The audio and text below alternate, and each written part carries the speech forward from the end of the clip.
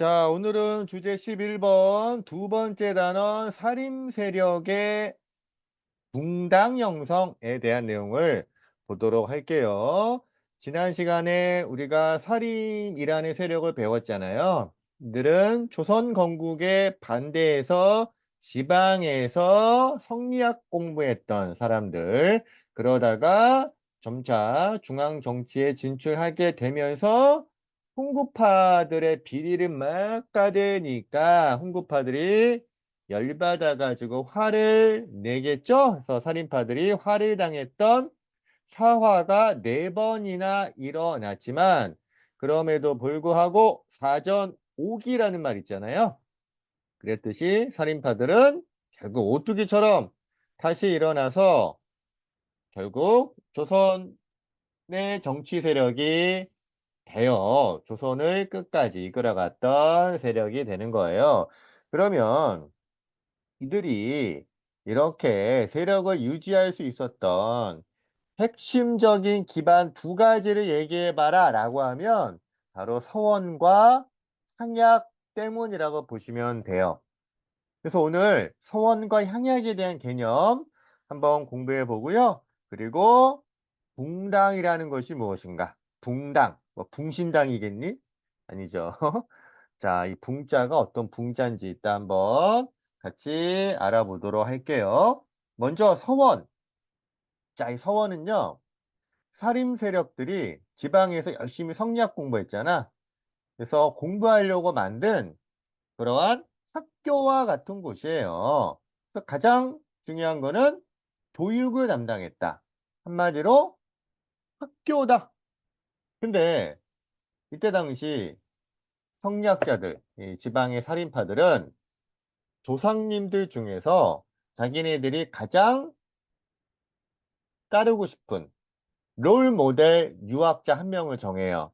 그래서 그 유학자를 기리기 위한 제사를 서원에서 드려요. 그 제사를 드리는 것을 뭐라고 할까요? 사로 시작하고 당으로 끝나요. 이게 사당이라고 하죠. 그래서 어떤 서원이든 그 서원은 어떤 유학자의 제사를 드리는 곳인지에 대한 그러한 유학자가 정해져 있어요.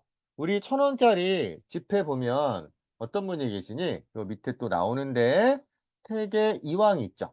그러면 태계 이황이라는 대유학자를 기리기 위해서 제사를 드리는 서원이 있겠죠. 그 서원이 바로 1,000원짜리 뒤쪽에 보면 도산서원이라는 곳이에요. 그래서 도산서원에 가면 태계 이황의 제사를 드리는 사당과 또 태계 이황의 유학을 공부하기 위한 학교 같은, 교실 같은 건물들이 있다고 보시면 돼요. 그러면 가장 최초의 서원, 서원의 시발적, 그 시발서원이 어떤 서원이냐? 교과서 124페이지에 나와 있죠? 자, 왼쪽에 나와 있듯이 영주의 소수서원이에요.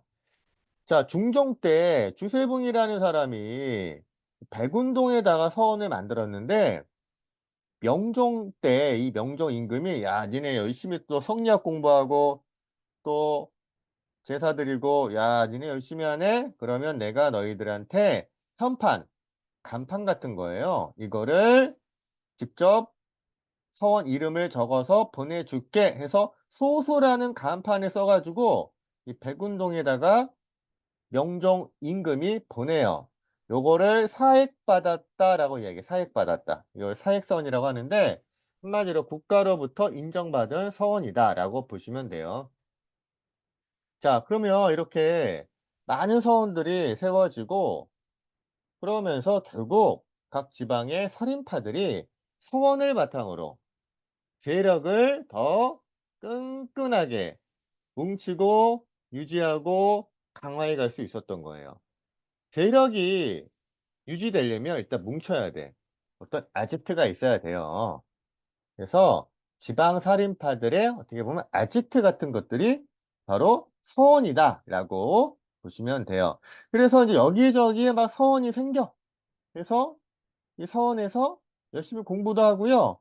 또 중앙 정치에 어떤 정책이 시행이 되면 야 우리는 이런 거 좀 아니라고 생각하는데 아니면 우리는 절대 지지해요라는 그 여론 같은 것들을 지방의 서원들이 이끌어 가는 거예요. 그리고 야 너는 어떤 유학자님 모시는 서원이야? 우린 퇴계 이왕이지. 아니야 우리는 율곡위가 더 훌륭하다고 생각해. 뭐 이런 식으로 각 서원에서 제사 드리는 유학자들을 이렇게 막 너무 좋아하다 보니까 너무 이렇게 존경하다 보니까 또 한편으로는 이제 학파 같은 것들이 형성돼요. 어떤 학문의 파벌 같은 뭐 이러한 또 그룹 같은 것들이 형성이 되는 거죠. "우리는 이분이 제1 훌륭한 유학자야." 뭐 이런 식의 학파도 만들어졌다.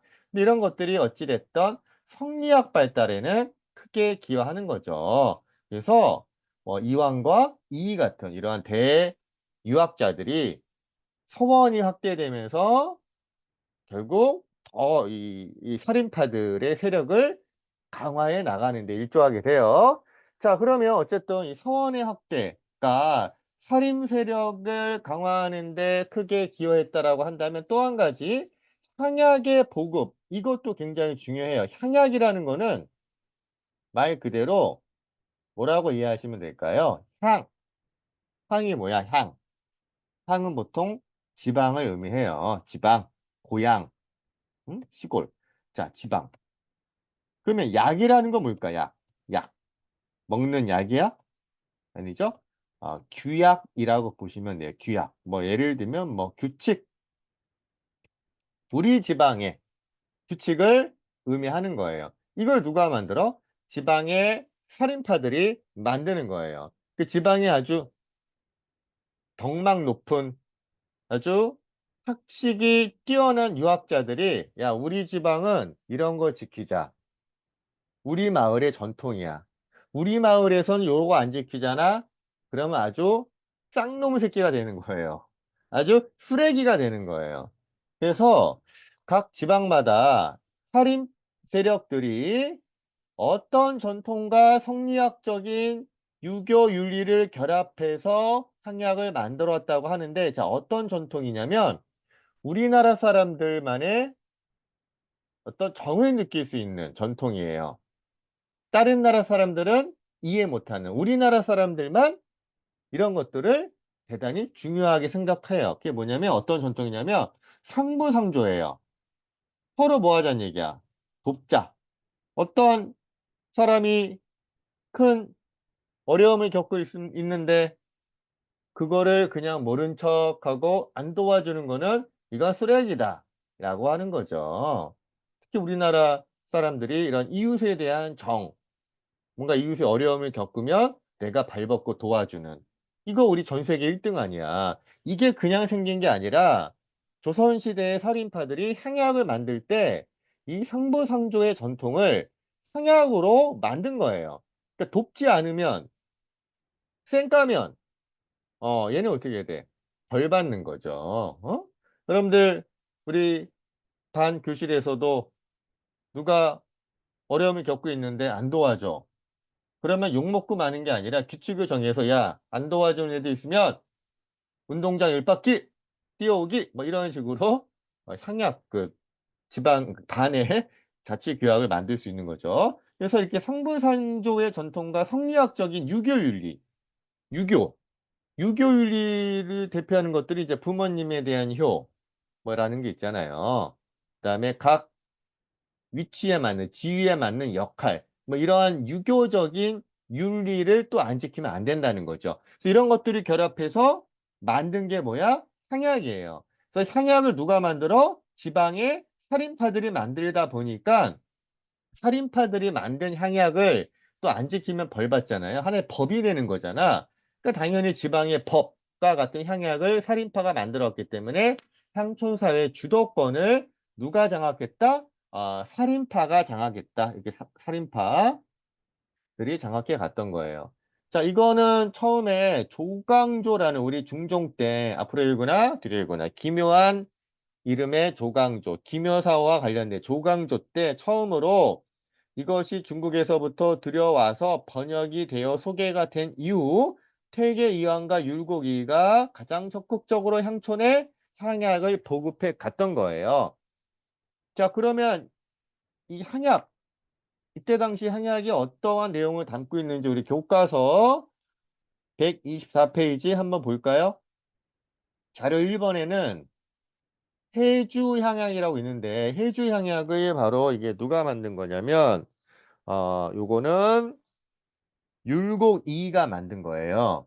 그래서 율곡이는 이런 얘기 하네요. 초상 때 누가 돌아가시면 쌀 한 대 빈 거적대기 한 입씩 내자. 무명 한 필 쌀 서마를 부조한다.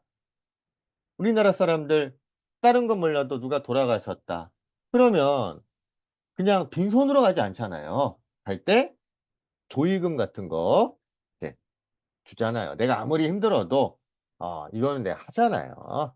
어? 그리고 불이 나서 집이 타면은 어, 지붕 덮을 풀 3마름, 제목 2조씩 각각 내고 굉장히 구체적이네요.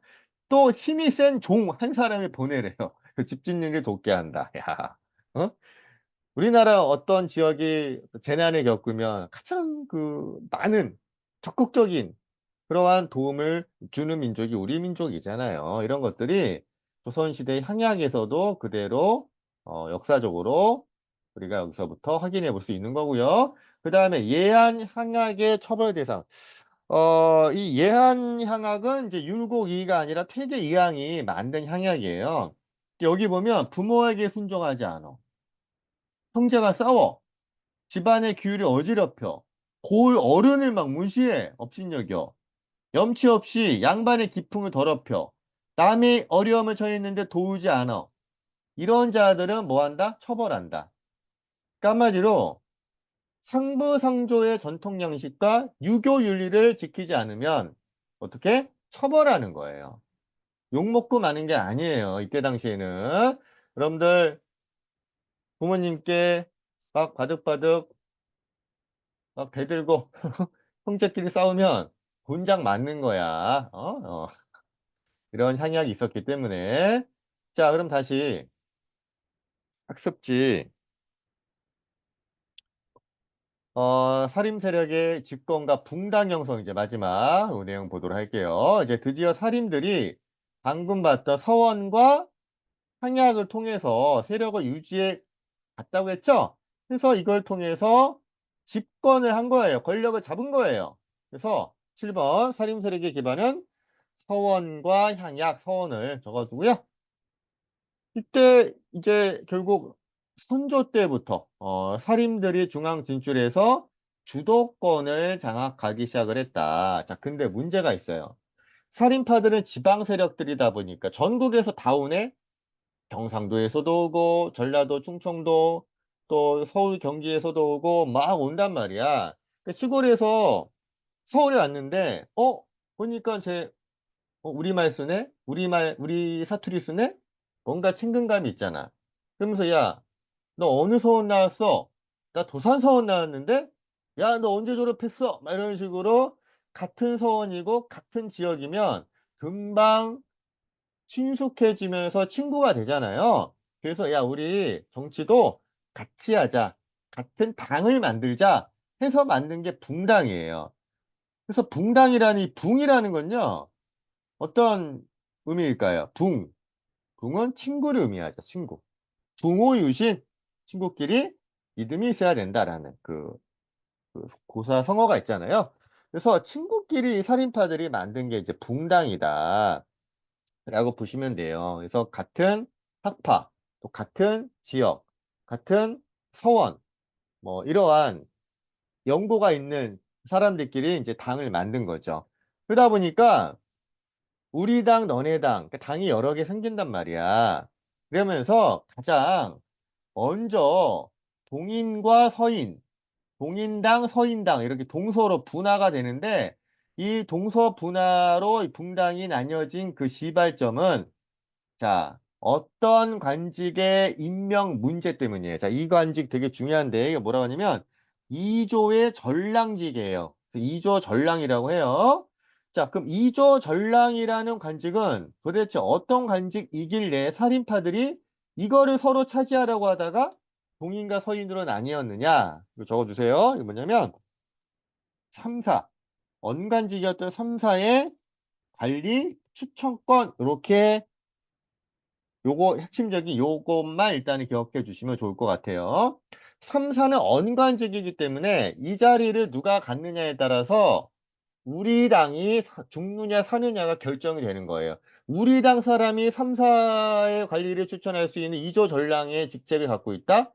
그러면 다른 당의 비리만, 잘못만 계속 왕한테 보고하는 거예요. 그러면 상대당은 결국 망하겠죠. 그 대단히 중요한 관직이 바로 2조 전랑이에요. 근데 이 2조 전랑의 관직 때문에 처음 누구랑 싸웠냐면 심의겸이라는 사람과 김효원이라는 사람이 요것 때문에 인제 처음 싸운 거예요. 근데 이제 김효원은 집이 동쪽에 있고 심의겸은 집이 서쪽에 있어요. 그러다 보니까 김의겸의 김효원의 집에 드나드는 사람은 동인, 심의겸의 집에 드나드는 사람은 서인. 요렇게 집이 동쪽과 서쪽에 있어서 동인과 서인이라고 인제 이야기를 하게 된 거죠. 요와 관련된 자료가 우리 교재에도 109 페이지에 보면 이렇게 나와 있어요. 자, 요거 잠깐 보고 가시면 김효원이라고 아까 선생님 방금 했죠. 김효원은 2조 전랑의 문망에 올랐으나 심의겸이 반대했다. 그리고 심의겸의 동생 심춘겸이 또 2조 전랑에 청거됐으나 김효원이 반대했다. 그래서 서로 반대하니까 서로 기분 상한 거예요. 빈정 상해요.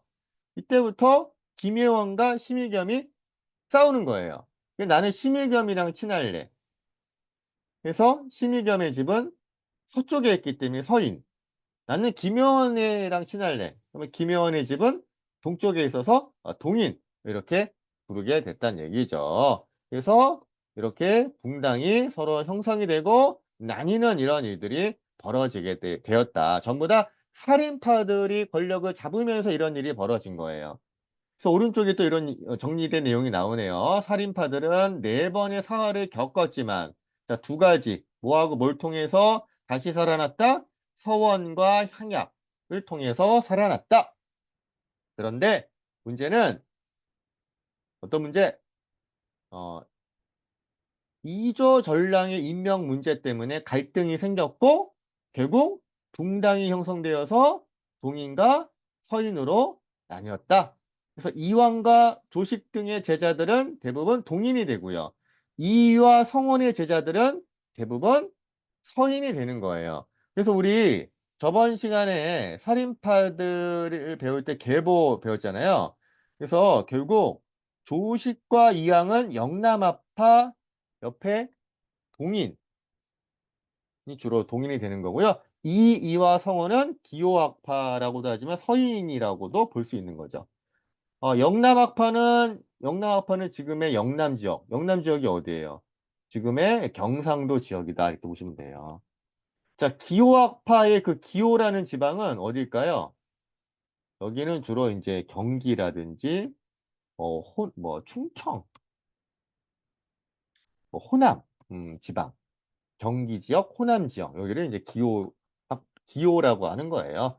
그래서 결국 살인파들은 정몽주 이후부터 쭉 그 제자들이 이어져 가는데 결국 요때쯤 가면 이제 붕당이 만들어지고 그리고 학파가 나뉘어지는 이런 일들이 벌어지게 되었구나. 그래서 이제 붕당들끼리 동인과 서인들이 서로 대립하고 갈등이 생기겠죠. 그래서 결국 동인은 또 이제 나중에 남인과 북인이 되고요. 서인은 또 노론과 소론이 되고 이런 식으로 동과 서도 계속 나뉘고 나뉘어요. 우리나라도 지금 정당이라는 것이 있잖아. 조선시대 붕당과 비슷하다고 보시면 돼요. 그 정당도 또 나뉘고 나뉘죠. 또 합치기도 하고. 뭐 이러한 정치가 조선시대의 붕당 정치였다.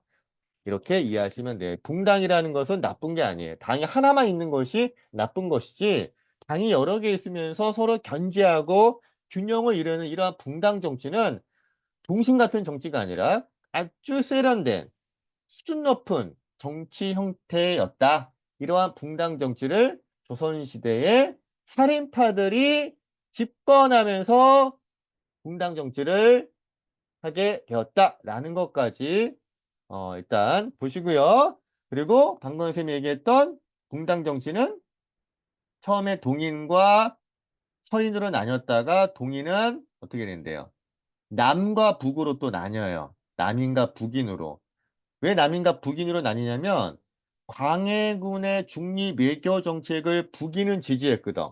그러니까 동인 중에서 광해군을 지지하는 사람들을 북인이라고 하고 동인이지만 광해군의 정책을 반대하는 사람을 남인이라고 하는 거예요. 근데 남인은 당연히 이제 북인 광해군 때에는 당연히 북인이 광해군을 지지했기 때문에 주도했겠지만 안타깝게도 광해군은 군으로 끝나죠. 결국 쫓겨나잖아 왕으로부터. 그 광해군을 쫓아낸 사람들이 서인들이에요. 그래서 인조를 왕으로 세웠던 인조반정을 일으키고 나서 서인이 주도권을 잡다가 서인들은 옛날 동인 중에 광해군을 반대했던 남인들을 그래도 얘네들 죽이진 않고 인정을 해줘요.